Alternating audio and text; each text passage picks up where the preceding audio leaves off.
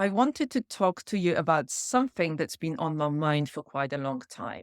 And I also posted this question. It's a question, a couple of questions. And I also posted them in our free Facebook group. And I asked, what would you do if you were in charge of the world? What impact would you have? And this is something that I've been sitting with quite a lot. And it comes from, many years or decades of experience of really supporting other people and me creating and building my own business. You might be aware of my background, that my background is in social care. And I've worked in social care for 16 years before I left 8 years ago to run my own business. And I've worked, my initially I started working with in dual diagnosis, so mental health and substance misuse. And I've worked in some really amazing projects in London, including a project called City Roads Crisis Intervention, a very unique residential service for clients who could self refer and clients who would stay with us for 3 weeks, go through a quite intense detox, and then would be moved to further residential treatment centers, more therapeutic residential treatment centers.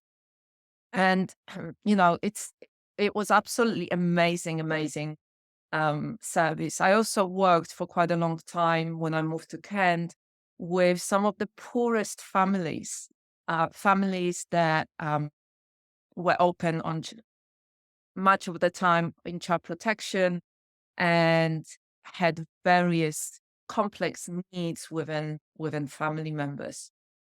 And I also had a privilege throughout all of that time to mentor, train, coach, and supervise other practitioners, other frontline workers, as well as volunteers. And so I'm really grateful for this very rich experience of mentoring and coaching and training other practitioners. And you might also know that I train in my business. I'm a founder of Golden Mandala Yoga Soma Institute, and I've been offering for the last 3, 4 years a training called trauma informed yoga and embodied resilience teacher training. And recently, I also created another training for female practitioners called Trauma Informed Somatic Teacher and Coach for Women. And I love working with people in this way. I love training people, mentoring people, supporting people. And big part, you might have heard me say that before, the big part is to really understand that as self-employed practitioners, as business owners, there are two different types of skills that we need, which is our modality skills. So we need to be good at what we do. We need to, if we say we are a somatic teacher, we need to really know our practices and how to hold space, a safe space for somebody. If we say that we work in a trauma informed way, we really need to walk our talk. We need to work with in trauma informed principles. If we say that we are a trauma informed yoga teacher, the same thing. If we say that we are trauma informed somatic coach, we need to know the practices, skills. We've got to have a toolbox of tools. And one of the things that is the most important, especially when we work in a trauma informed somatic approach, is our own way of regulating our nervous system, of being able to connect with inner resources, of being able to create support and resources around us for that co-regulation piece. Some experts say that it's all about co-regulation, and it certainly is for children. But for adults, we can learn how to self-regulate. We can use different practices. We can um, connect with our own inner rhythm. We can show up for ourselves in a certain kind of way. And really, when you think about this as a business owner, this is what we chose. We chose to go self employed or start our own business so we could work in a way that is aligned with what we do. And so, for me, when I think about, being self employed or having my own business, it's really building a business that is aligned with who I am, with my natural rhythm, with my life and my commitments and what's important to me, and a business that is supportive and nourishing to my own nervous system and my well being. So, these are the kind of things that are very important to me. And when I work with other practitioners, when I coach and mentor other practitioners, whether it is in the training certifications or whether it is in um, private mentoring and coaching or within the Thriving Business Mandala program, these are the kind of things that come up for me that are non-negotiable, that are really the foundation of everything that we need to address, that we need to be aware of, and that we need to make informed and conscious choices around. And one of the things that really comes up for me is in response to that question, what would you do if you were in charge of the world and what impact would you have? Is that there isn't a right or wrong answer to this question. Like, I'm not asking you to hear some kind of answer from you. I'm not asking you so you can tell me something that is pleasing to me or that it looks good to other people. Really, my invitation to you here is to really take a little bit of time and allow yourself to feel this question through your somatic embodied wisdom and really sit with it and notice what comes up in response for you. And as I said, there isn't a right or wrong answer to you. It's just your answer and what resonates the most for you, what comes up in response to that. And, for me, that is very much about that soul calling because you can do some just like everybody, you can do so many different things. You can create your business in so many different ways. You can have so many different business models. You can have so many different moving parts within that. You can have classes and courses and retreats and, day retreats, weekend retreats, week retreats, locally, abroad. You can have online courses, in-person courses. You can have drop-in classes. You can have um, packages. You can have one-off sessions. You can have memberships. There's so many, you can do webinars, so many different things. So many different things. The more I've been learning about business, the more I've been learning about the business models, the more I've been tuning in to what's important to me, the more I've been mentoring and coaching other practitioners, the more I know that there is so much that you and me could do. But not everything is aligned and not everything will really meet what we need and what's most important to us. And this is where what I talk about, the soul calling is so important. That soul calling, something that is just so deep within us. And this is where this question can really help. Like, what would you do if you were in charge of the world? What impact would you have? What's the most important thing to you? If you take away the how I'm going to do it, could I do it? Maybe other people would judge me for it.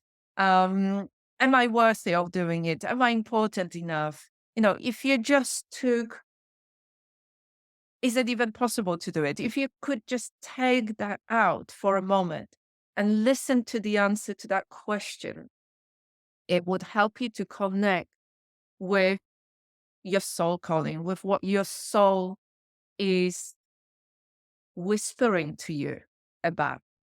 Now, you might be familiar with the heroes or heroines journey. It all starts with hearing the call and then deciding whether you are going to respond to it or not. But the key in here for me is to really give yourself space and time to listen to that soul's calling, to understand it. What is it exactly?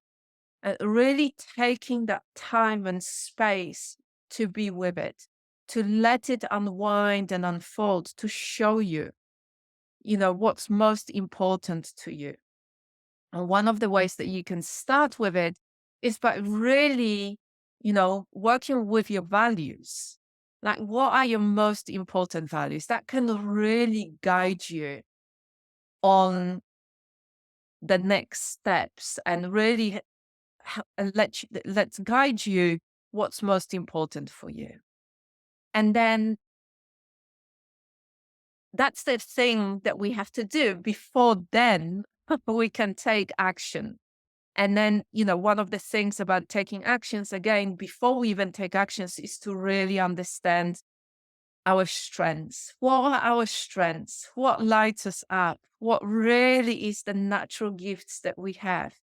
And collaborate with others to help you with the things that maybe are not your strengths. And this is how we create supportive communities. And this is how we can make real positive impact in the world. And ultimately, when you go through this process of really uncovering, of untangling, pulling those different threads of, what are my values? What are my strengths? What is my rhythm? How do I work in the best way? What are my priorities? When we do this, we can then start looking for where are the natural environments that can help us to explore it more. So, my invitation to you is to really take a little bit of time with this question. What would you do if you were in charge of the world? What impact would you have? What's the most important thing for you to do? That soul calling, that whispering, that knowing, inner knowing. I really know on visceral level, this is it. This is the most important thing for me.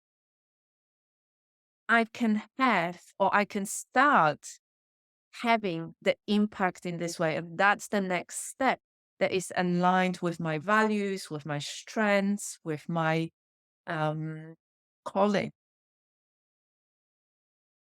So for me, how it works for me, just to give you a little bit of context, is that I wanted to create through Golden Mandala Yoga Soma Institute something that would really create those communities and allow practitioners to come together and explore things and really have this embodied way of learning. Because you can learn on so many different levels. You can pick up a book, you can listen to a webinar, but that just stays on this mind level. For me, it was important that we then do some practices with it and that we are able in those two kind of levels to start exploring what's actually true for me. Yes, there is this nervous system regulation, upregulation, downregulation, co-regulation, polyvagal theory, that all of that kind of stuff. Okay, but how does it translate for me now? What's true for me? What's true for my clients? What are the kind of important things here that stand out for me, that resonate with me? And then my clients, and how can I bring it into my work? And so that way of bringing embodiment, that's connecting with somatic wisdom to really making it our own. Because theories and models are just that. They're not territories. And, we make a big mistake when we get lost in models and theories. We have to make it our own. We have to translate it.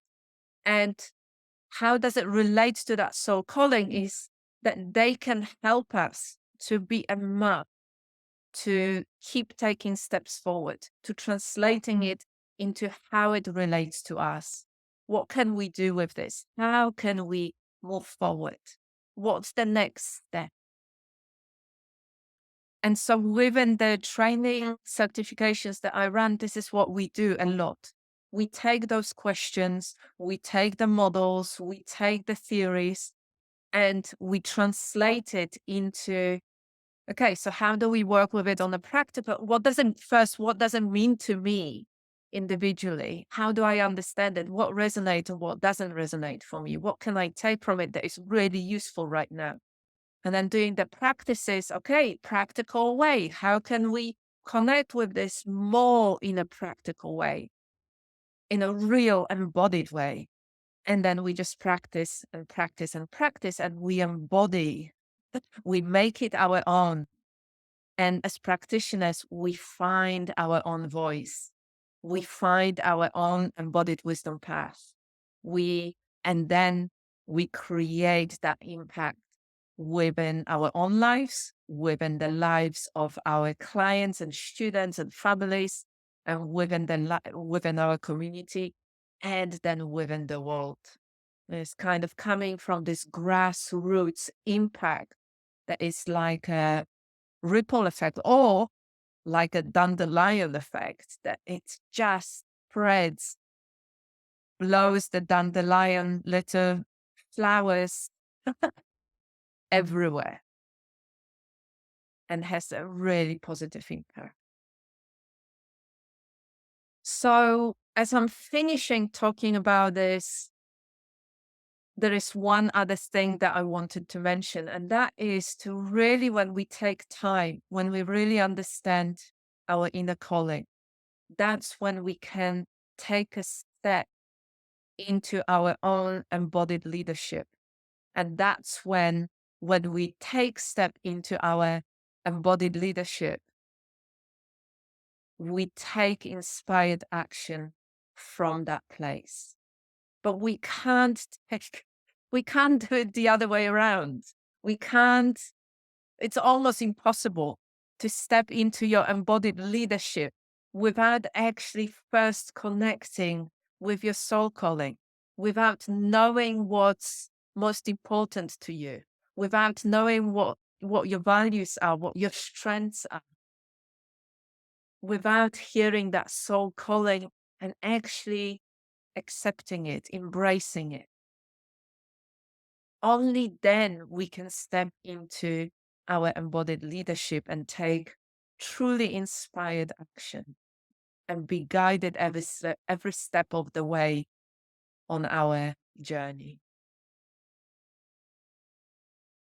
So I wish you a really rich and embodied experience of exploring those questions, and make it your own. Make it your own. Don't worry about what other people would answer it, what would look right, whether you would be judged for it. Allow it to germinate like a little seed in the darkness of your own inner safety first, till it starts growing, till it starts coming out, and then taking you on that journey forward. And find supportive communities that will really help you on that journey. I wish you all the best. Take care for now.